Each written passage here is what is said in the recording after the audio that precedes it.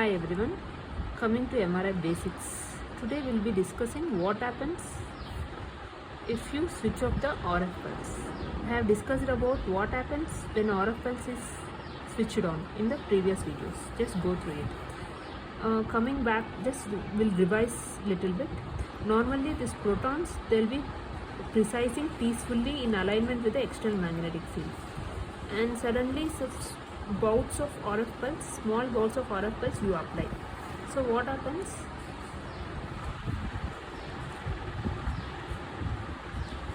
So this some of the protons, they take up the energy and they go into the higher energy level. So when they go into the higher energy level,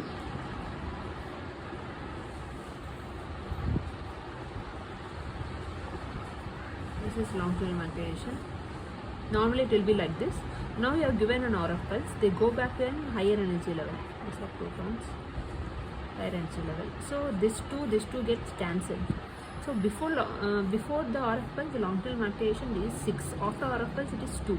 So this RF pulse, it decreases the longitudinal magnetism. And one more effect of RF pulse is it causes the protons to go in phase or in same direction. So now they form a transverse magnetism. We get a new transverse magnetism. So RF pulse, it decreases the longitudinal magnetism. It causes the protons to align, to precise in phase in same direction, forming a new transverse magnetism. Now what? Now this RF pulse, you have switched off. So what happens if you switch off the RF pulse? As we know, just an example, these are all the protons. During RF, when we gave the RF pulse, they go to the higher energy level, right? Now, when the RF pulse is not there, they again go back to their resting phase. So, from higher energy to the lower energy, releasing energy. This energy goes into the surroundings. This is called as lattice. So, this process, it is a continuous process.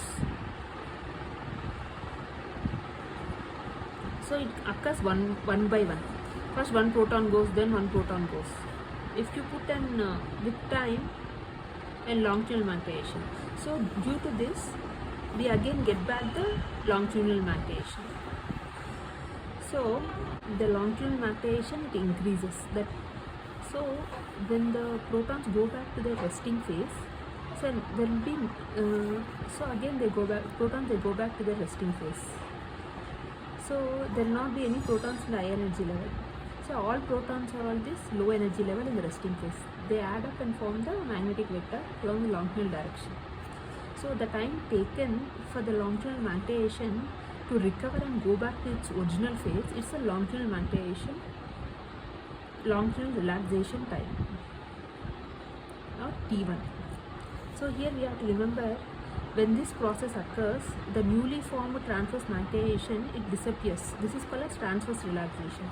And the longitudinal magnetism starts appearing. The original longitudinal magnetism starts appearing. This is longitudinal relaxation. Here the time taken for the longitudinal magnetism to get back, to recover and get back to its original state is called longitudinal relaxation time. That is a T1. Right. As you know that when you stop the RF pulse, these protons, they go from high energy level to low energy level. And the energy which they have taken from the RF pulse, it is released into the surroundings. This is called as lattice. That's why this longitudinal relaxation, it's also called as spin relaxation, spin lattice relaxation. Thank you.